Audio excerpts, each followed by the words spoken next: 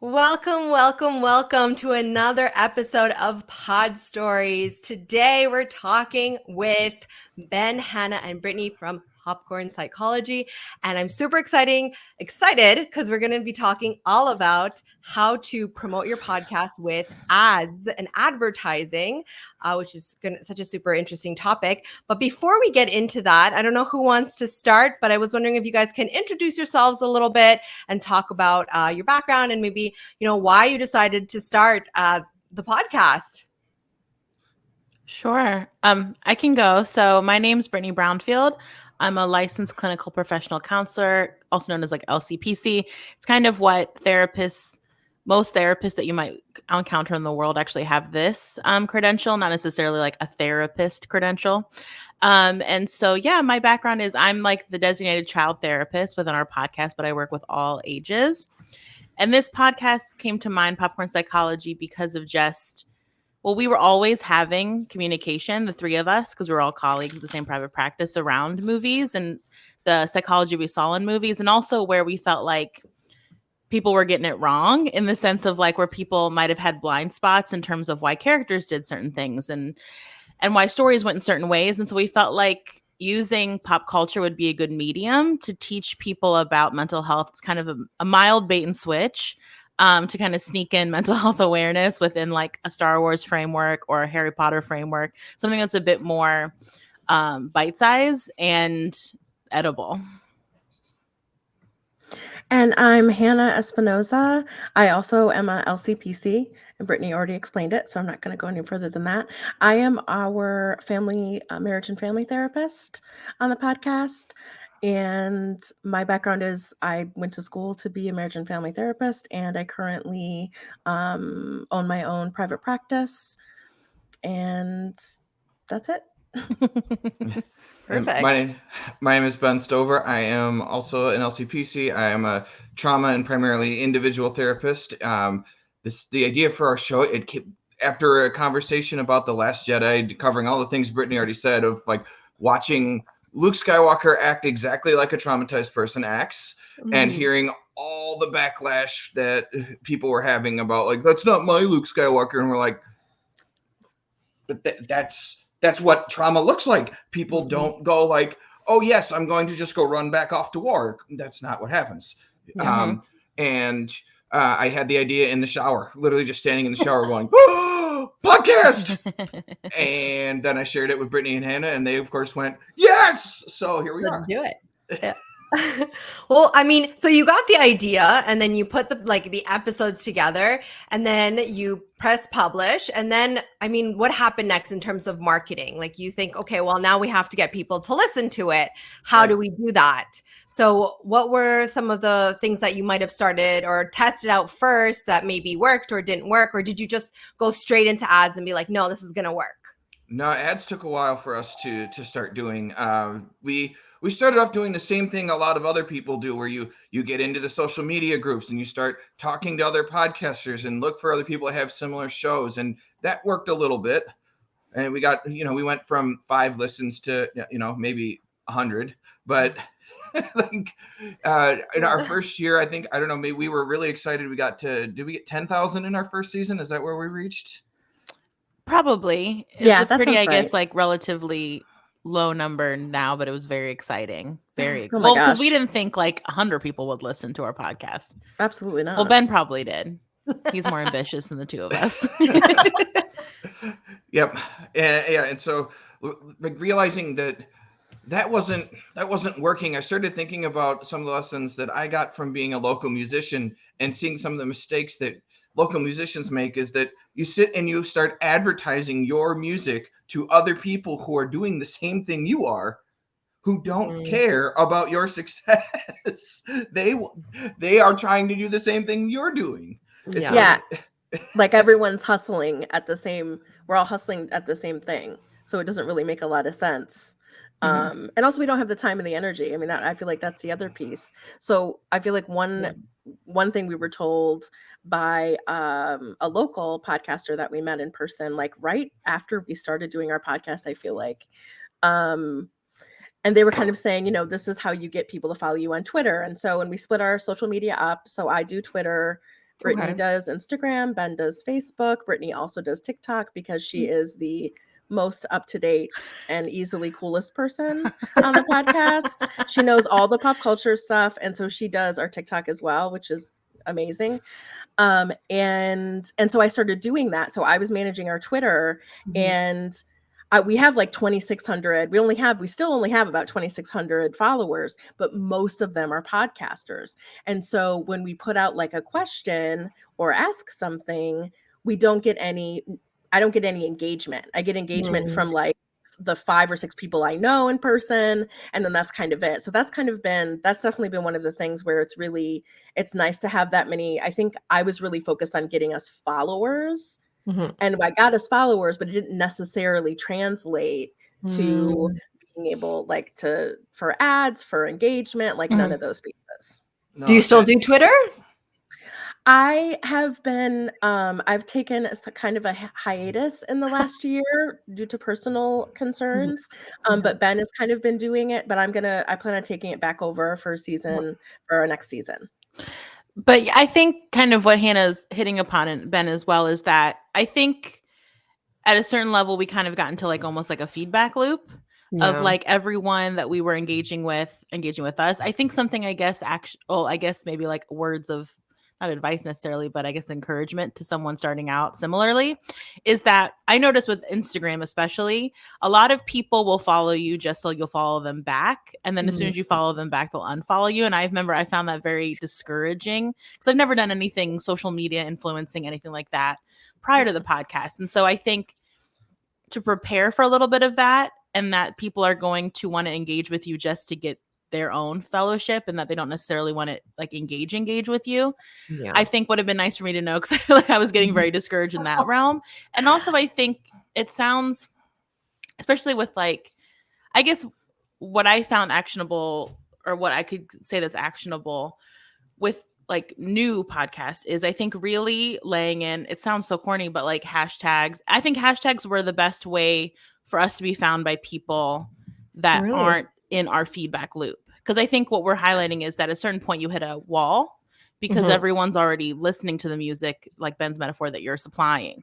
And so I think putting hashtags in for really random things, for like silly parts, I think people also get too dialed in on their like niche or like the seriousness of their niche. And so I would really put like silly stuff. I would tag anyone I could think to tag that would be any sort of relevant to like the movie we thought of, or like fan groups. I would put like for our movies, like the Star Wars fandom, I would put like tag people and stuff. And so I think it's more being conscious of how am I trying to reach outside and bring people in versus kind of be within the world that I'm already catering to, because those people are already Googling like psychology podcasts and finding it on their own. You want to find people, or at least the point of our podcast is to find people who wouldn't necessarily learn about mental health and kind of like bring them in. Okay. And so I think leaning more into the pop culture part of it, I think helped bring in listenership that was unique and maybe spreading that out. And I think the same would be with TikTok, is that you can put hashtags on there. I think that's also a lot of duetting, and you can stitch people, and a lot of ways to grab onto something that isn't necessarily like a one-to-one association with you, and like create that association in a way that makes people curious.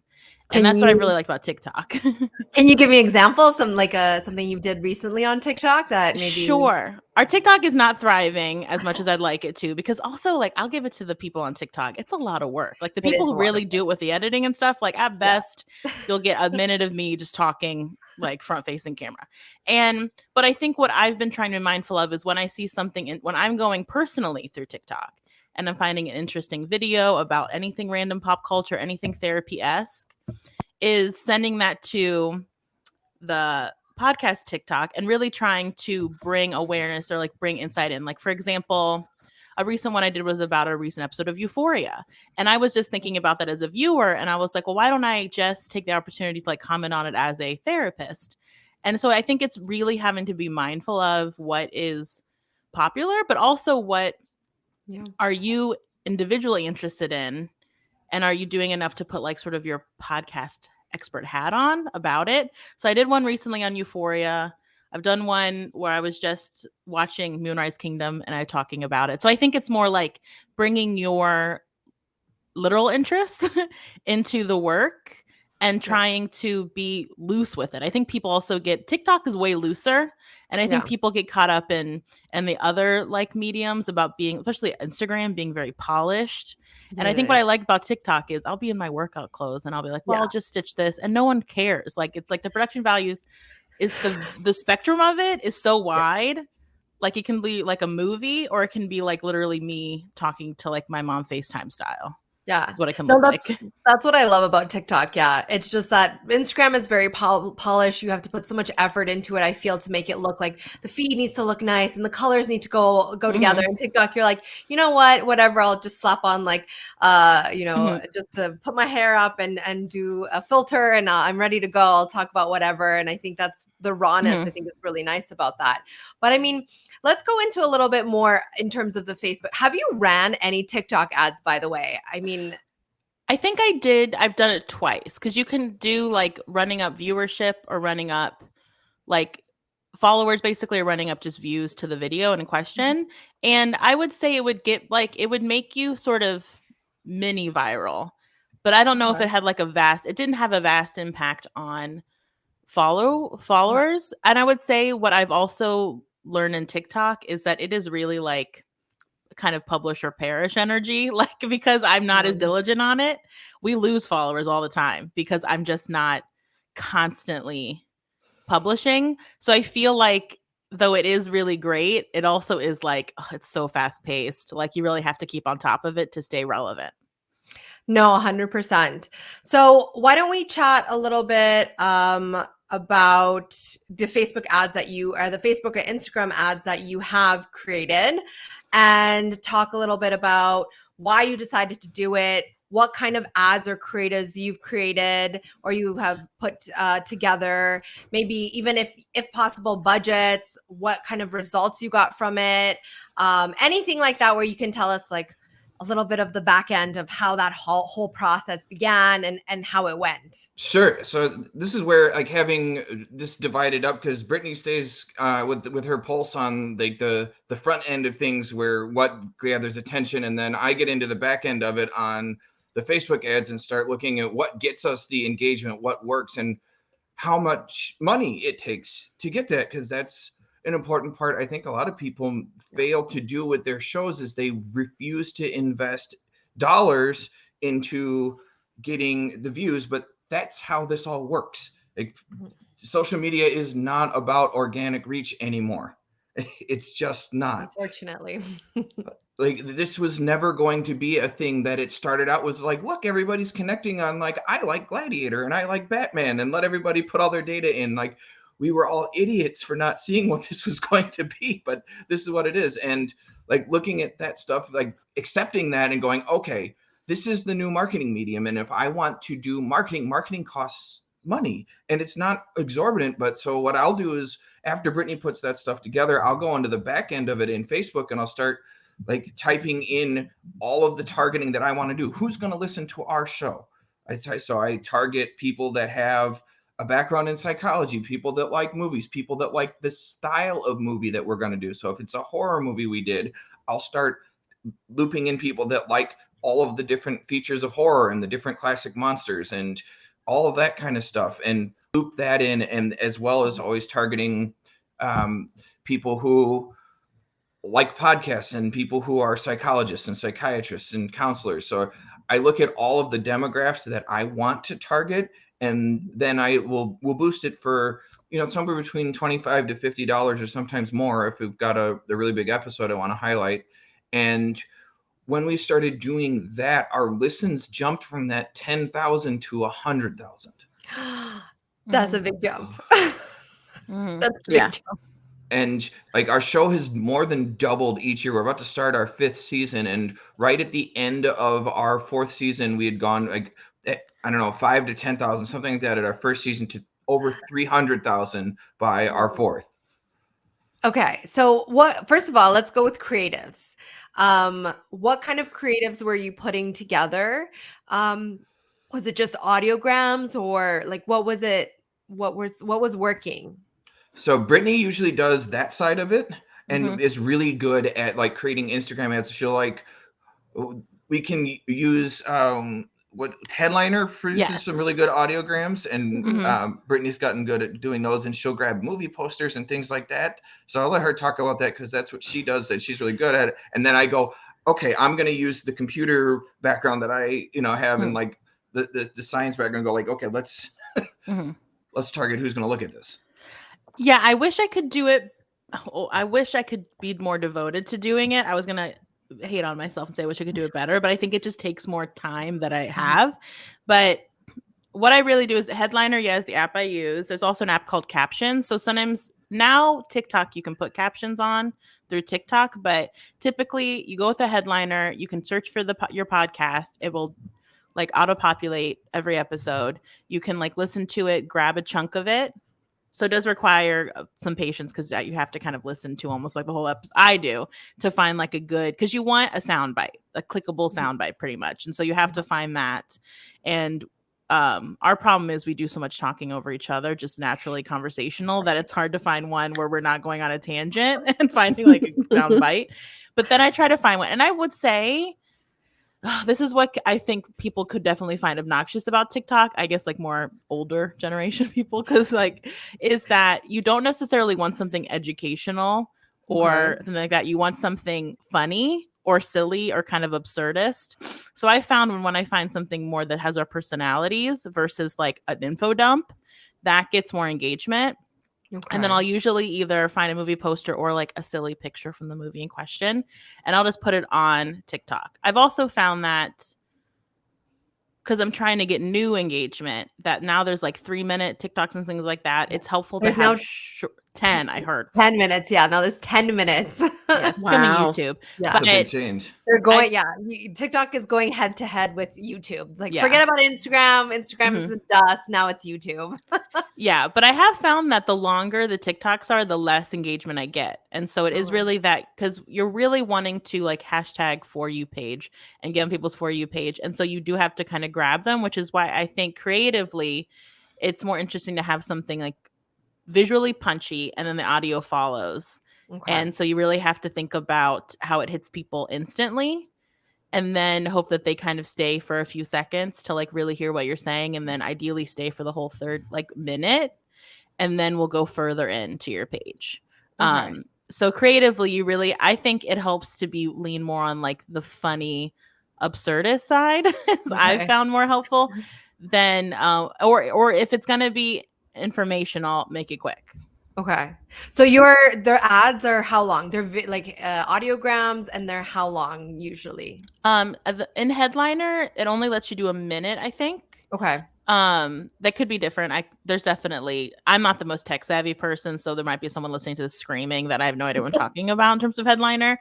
But typically I grab the minute, and that I think is that's a good length of time for someone who doesn't know anything about your content to like give it a chance. And like I said, it helps to have it punchy and a good visual, and captions. That's a big thing in terms of accessibility within the community. TikTok will read you to filth if you don't have captions. So I also try to be very mindful of that. They have like aggressive wokeness, and I appreciate it, and it scares me. I appreciate it. It's like the pendulum swinging to get back, So I take it with a very loving heart. No, amazing. So you create the creative, and then you pass it on to Ben. Yeah.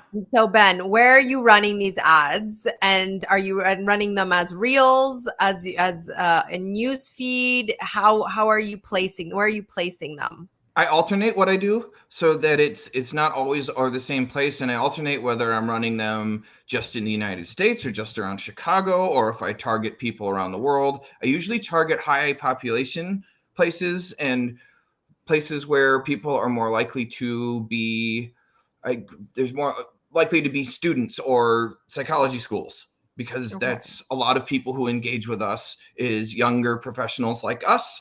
Although I suppose we're not as young as we were when we started, but we target we get a lot of engagement from younger professionals because that's who's looking at podcasts. So I filter out a lot of older folks and people who don't consume podcasts generally. and I look for ways to like hit at the people that are engaging with us and get more of them. And I run those ads like that and alternate between, like, is this one going to be a Facebook only ad? Is this going to be Facebook and Instagram? Is this one going to be the poster? Is this going to be our show? Is this one the Instagram? So, or the audiogram? I rotate through kind of what I'm going to boost at any given time, so it varies the content. And I guess you test and then optimize, right? Mm-hmm. It's not like something that you put it on and then you leave it and then whatever. I have had really, really crap results, honestly, from letting Facebook optimize by itself. I've tried that. And when I do the targeting and pick what I want, I get an engagement that is higher by thousands than when I let Facebook do it. And you always have a CTA, right? As like, do you add a button or you say, listen to the pod? Like what do you get them to do? I always want them to either like the show or to message us or to click the website. So that's something that I'm experimenting with, trying to see and what works best. So can you share with us some best practices or some things that you've noticed through, like, how long have you been running ads for? How long have you guys been running ads for? I think we started in the middle of our second season, which is right when we saw a real big boost. Like 2019. Yeah. Oh, wow. So you've been running ads for 3 years. Yep. And that's the thing I really want like other podcasters to look at and recognize is that if you want, audience to invest in your show, you have to invest in advertising to get eyes on your show, or you won't get them. You can't just rely on this organic reach, because fans that are friends are great, but they're still friends and not fans.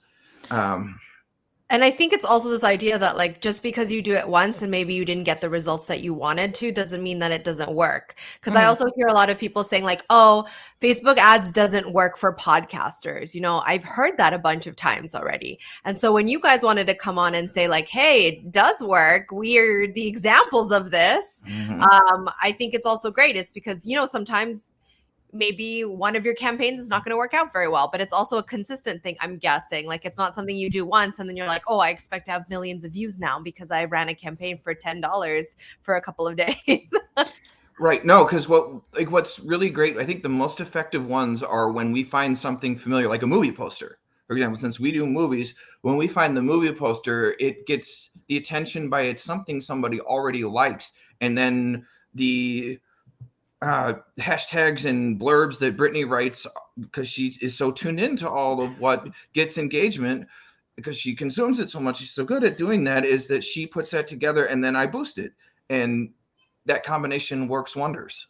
But yeah, because it's not only just boosting it, but it's also understanding what's relevant. And you need to be consuming the content to understanding what's relevant in today's age, right? Right. But you also have to be using the familiarity of what they already like. Mm-hmm.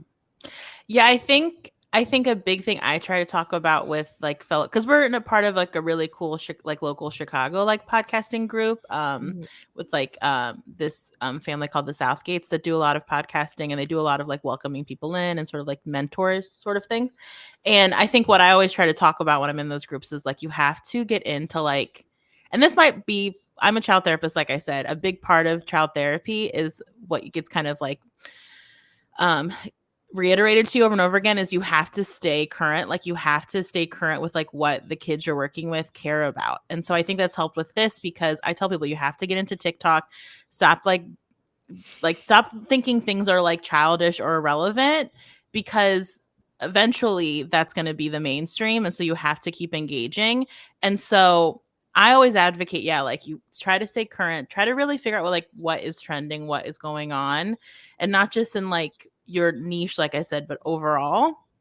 And I think too, I'm wondering with like what you said earlier about the Facebook thing too, I think we've always had pretty like hopeful but humble expectations of everything. And I think that also has helped us with stamina and like sustainability. And we are seeing the numbers, but it took a while, and that's okay. I think sometimes people get like, if I don't get a huge bump, then what are we doing? Like, I think everyone thinks that podcasting makes people famous. I know the joke. What I used to tease Ben about the beginning, because I was more podcast invested. Like I listened to a lot, is like, we're not going to make money unless we're like really, really famous. We're not going to make money. I don't know if we'll ever get well known, but it will be fun and maybe help us in our little local market. But I think a lot of people who are making money now all started this way. And this is a theme that we always get. It's like, you shouldn't be getting into podcasting thinking that you're going to become like the next Joe Rogan. You should be getting into podcasting because you love your topic and you're passionate about what you're speaking about. And, you know, making money would be great, but you also have that passion. And I think like listeners really connect with individuals that have that passion in their voice when they're talking about their topic. And I think that's how you build a loyal community of individuals. And people can like tell right away like that if you're just in it for like just the money, don't care, just want to like whatever. Mhm. It's a different vibe, you know? Yeah, and I think you're bringing up a great point as well, in that I think it seems like a lot of podcasts that are happening now are very like, it's just me and my friends talking and we're going to let people listen now. And it's like, you do I mean, there are people who can do that and who do it well. Mhm. And I think you have to be grabbable and you have to really be an expert in something or have like a specific niche. Even if it is like, I listened to this podcast that was about fan fiction. So silly, but like that was their thing. And it was like, it pulled me in because of their dynamic talking about it, because it's something they really loved. And so I do think what you're saying, you have to kind of have a niche and an interest that you actually care about, not just be like, we're kind of funny, like maybe we should record this. It helps if you are, but like, I don't think that is what a podcast makes overall. I mean, you said this, that like some of the ads that perform well were when you had sound bites of when your personality was coming out, when you know that kind of like uniqueness, that voice, you know, that comes out, and those do well because people connect with that. And so even using that in your ads, you know, you've seen the difference in that. And I have a question in terms of like, when you started, I mean, were the ads really that successful, or did it take a little bit for it to get to, you know, where, or I don't know. It took time. We had to run several, and I would put more money into it as time went on, and we started making a little bit more. But it doesn't start off just like, oh, you ran a $10 ad and you got 1 million listens. Like it just doesn't. That's not a thing. Yeah, I wish it was, but like the more consistent you are with it, the more present you are, the more you keep yourself involved in the feeds. Like you have to understand what the platforms are designed to do, which is to get people to look at your logo and hear your voice and see your personality many times. Just like it runs ads. Like how many times do you see the ads for the headphones before you click on it? Like it gets you. How many of us have bought stupid crap we did not intend to buy because we were on social media? Shut up, Ben. Nobody asked you. See, what they don't like is when I say the thing that's out there, and then it calls them onto the mat, and they don't like that.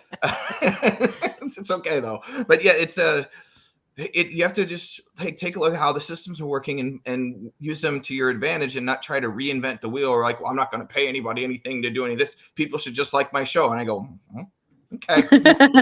And that's why when you ask me like, well, I only get like 30 people to listen to my show, and I go like, yeah, I've got 300,000. And they're like, how'd you do that? Like, do you want the real answer to that? Because the real answer is work and money.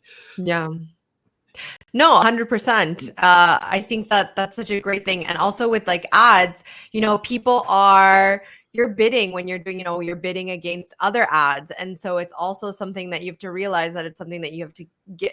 Money can go really quickly too, you know, because if you're going to be bidding in the United States and you're also in competition with so many other people who are trying to advertise. So it's also this like system. Like, did you know how to run ads before, or was this like a complete learning process for you guys? And if it was a learning process, how did you guys learn? From like trial and error, or was there courses you took, or how? Just so one of the things, just really quick, I think one of the things that I'm really lucky, as you can tell, I'm not speaking as much because Ben and Brittany really do most of these pieces, which I'm very grateful for.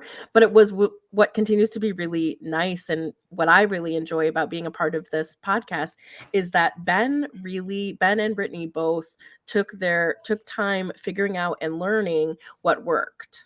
And that it was really, and so it was kind of nice. I feel like it was kind of nice to kind of see the progression from where Ben and Brittany kind of started, but also where Ben kind of started with figuring out the ads. So Ben, you can go ahead, but I just wanted to add that. Well, I was going to say piece. all these media platforms really want you to spend money on ads. So in terms of the learning it, what I started noticing is they'll be like, you want to promo this post you just put up? So like Facebook and Instagram will also, and TikTok will also be on your business. Once they figure out that you're trying to like maybe sell something, they will ask you if you want to learn how to sell it. And so I think a lot of it was just clicking on those buttons and learning in real time. And it was really like, Ben, you'll speak of it, of course, but I found it to just be genuine trial and error and just playing around and just, learning in real time. Yeah, I learned a lot from having bands. Like I said, I had played with some of this stuff before and had some knowledge of how to do it from that. And Hannah's selling herself short here because she sat with our friend Rob Southgate, who does like a podcast website where he helps people learn because he got a master's in marketing. But I know like he sat down and talked with Hannah about like how to like run Twitter ads. So part of the things that Hannah was doing that she's not talking about is that when she was really on the Twitter a lot, she got our audience up a lot by posting regularly, posting consistently, like posting several times a day, posting several times a week. Twitter is all about consistency and being in the feeds, and Facebook started pulling from that model later too, and then Facebook bought Instagram. So it's all really the same thing, despite people under the illusions that no, Instagram's cool and Facebook is for old people. Like, it's the same thing. Well, Facebook is for old people. Facebook is definitely for old No, people. Facebook isn't for old people. Gen Zs are still using it. I mean, it's for everyone. Face. Whatever, man.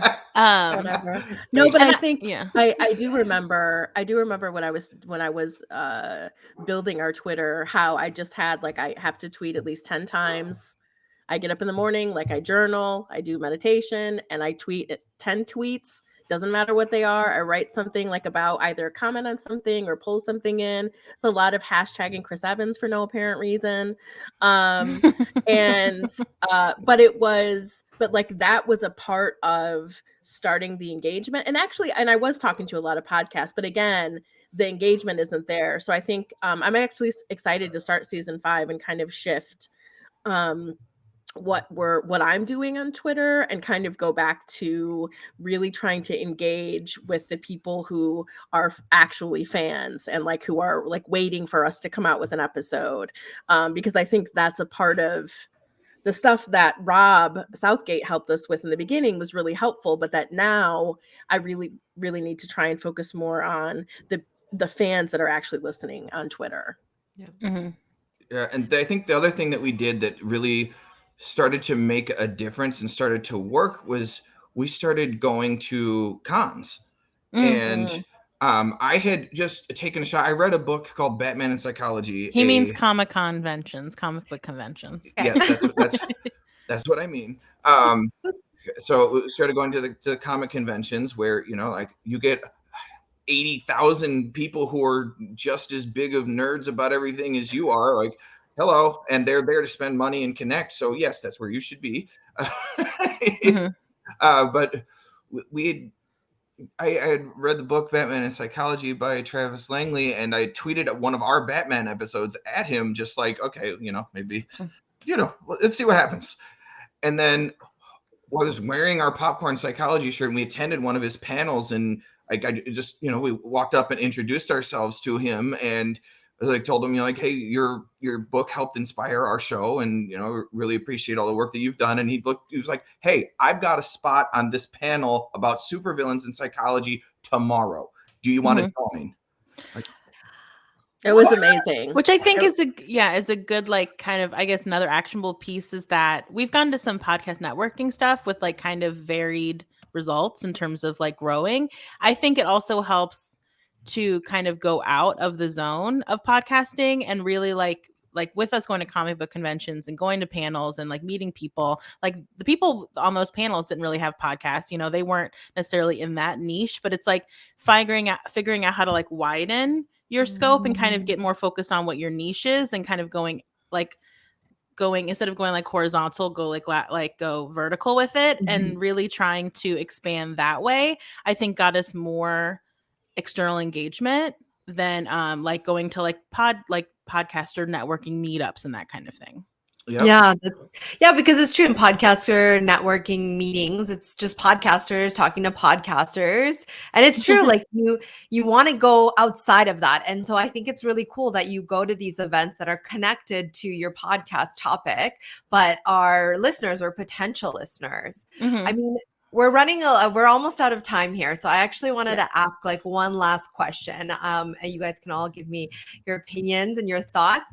I mean, in terms of if you were going to start this process over again, is there anything that you would have changed or done differently in terms of the ads? And is there anything that you would like one piece of advice you'd give to a starter podcaster that's just started and is looking to, market and get listeners and grow? What would you, it's kind of like a two-parter question. What kind of advice would you give them? I would say figure out what your boundaries are. And what I mean by that is, what are you precious about and what are you not precious about with your podcast and the information you're providing? And then be less precious, like, depending on where that boundary is. I would be less worried about what does our Instagram look like? What does like the grid look like? And our stories, and wanting it to be very catered and like, and like be, like I said, being very precious with it. I think I would be less worried about that part of it and more like how we are now, which is like organic and more like, I guess I hate using this term, real and all that kind of stuff. Authentic. And yeah, but I think in the beginning, because we're more like professional, like our topic, like our professional expertise, I think I was a bit more precious. So I would say be more authentic, I guess is the word I'm looking for. And also, this is a very Gen Z answer, but decide work-life balance, like how much you want to devote to it. Because a lot of people will also say you should publish at this time of day and this time of day and this time of day. And I think sometimes I am hard on myself about not working the podcast media all the time. And so I think it really is just deciding where you're willing to commit in terms of like the day-to-day or week-to-week like posting and publishing and advertising and things like that, and just find that happy medium for you so that it is sustainable and you don't burn yourself out. And so you're like going for it, but you're not. But like a lot of podcasts, because they don't make money, we all have full-time jobs on this podcast. Mm-hmm. There you go. But Hannah, you want to go next, or you want me to go? Oh yeah, okay. I'll go next. What was the question? What would you do differently? What would you So do what would Sorry. you do differently? I'm in terms known of on our podcast to like space out. Yes. Okay. So what I would say is, just kind of in general, is that in terms of social media, I think one of the biggest things that we did that was one of the best decisions that we made was splitting it up. Oh, Like if you have more than one person, really splitting it up, because it's a lot and it's a lot of work, but it also works. And so splitting it up, knowing that it's going to take time to grow, and not focusing on the numbers as much as on what's working. Like, yeah, this one got 10, this one got 15. We're going to do the one that got 15 versus the one that got 10. And I think really, and just making time. I feel like the same answer as Brittany. Like it really is about balancing it for yourself. Yeah. Or it's because we're all therapists and we're like, make sure it's balancing for yourself. Yeah. So I feel like that's one of the only pieces. And also, and actually, and the other thing is, and hashtag and email anybody that you want. We've made a dream list of people, and a part of that is because then we reach out. Like we got Mark Hamill to like one of our tweets in like our first year, and What? it was like Vincent D'Onofrio retweeted us. Like, yeah, like he listened to an episode and retweeted about it. So like, yeah. And it was all because I like randomly did something on Twitter and got this information. So it's also just like, put it out there, because you never know. And again, and it's not like, oh, our listens jumped 100,000 up. It was just like, this is fucking cool. Oops, am I not supposed to swear? It's okay. I didn't ask. I forgot to ask. Go ahead, Ben. So, I also wanted to add something. It's because if you don't have multiple people and it's just you doing the podcast, then I would also add to start small and try not to do everything. So don't go like Yes. Twitter, Instagram, Facebook, TikTok, because as one person, you'll never be able to do as much. Like you'll just No. burn yourself out so quickly. Yeah. Just choose one and then maybe do ads or something on top of that. Sorry, that's just my little addition. Oh, Because there's 3 of 100%. you, but there's a lot of Absolutely. people that do it just themselves. right. I think for what I would want to highlight is recognize how much that you can automate and pre-plan. Like some of the things that we need to get better at, like over this next season, is you can schedule posts. So you can write out And 10 ads. posts and ads, right? You can schedule all of these things, and you can sit down with, like, people are like, oh, I don't have the 5 minutes to do it, or I don't have the brain space to do it right now. I'm like, okay, that's fine. But you can schedule these things. You can write it all out ahead of time and get it done when you do have that mental space and schedule it out, so you can do those things. And make sure that what you're doing is worth investing in, and that you're showing people that you have shameless self-promotion of yourself. Because if you won't do it, if you won't promote your show, other people aren't going to care. Yeah. But so you got to put your money where your mouth is, and your reputation and your effort. And like, find, if you know, like, if you have multiple people, find people who are good at what you're not, and let them do what they're good at without getting in the way of it, and do what you're good at to boost that. And if you were going to start is there anything with advertising that you wish you would have done differently or done earlier, or anything? Probably sooner and more aggressive. Yep. Or Yeah. like more money? Yeah, no, Or- I think we were very like, let's just dip our toe in advertising and see what happens, just because we didn't know what we were doing. And so I think if we had current us back then, we would just be like, throw it all in. Yep. And don't be as worried about like what you're saying and being like, oh, should we say that? Like, again, being authentic is one of the most important things. Right. People, there are lots of researchers and experts who do their thing and can produce scientific information for people to read, and they can go to those sources if they want that. But somebody might need to hear the message from you using your voice, and that might be the one that resonated with them. So many therapeutic techniques and styles and researchers all just repackage the same information in ways that it's effective for different people. So if you can use your voice to reach your audience, then you're being successful. You don't have to try to use someone else's voice to reach your audience. Love that. So, I mean, I loved everything that you guys said. I think as a recap, people should invest into ads. If you want to grow, there needs to be money. There, you need to invest in something.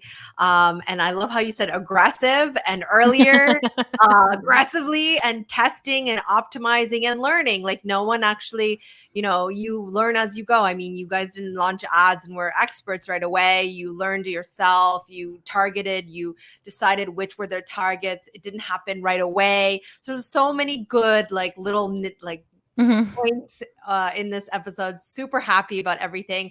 I just wanted to end off by saying, like, if someone wants to find you or listen to your podcast, where can they find you?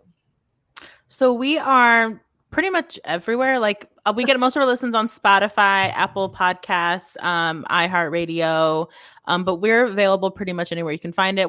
We are through Spreaker. You can kind of see the label in the corner, obviously, and so you can always listen to us through that. You can find us at Instagram and Facebook at Popcorn Psychology, Twitter at popcorn_psych. I think on TikTok we're at Popcorn Psychology as well. And you can all email us. We have a Gmail, popcornpsychology@gmail.com. We always tell people that's the best way to, if you have like suggestions for movies and things like that, or you have feedback for us, because I know we're always trying to grow in terms of our awareness of, diversity and equity and those things, and how we present the information we're providing. And so if you ever want to have more of a dialogue, that's always the best place to reach us. But yeah, so you can find us at pretty much every platform that we know exists. I'm sure there's a cooler one that we're not aware of yet. I don't think so.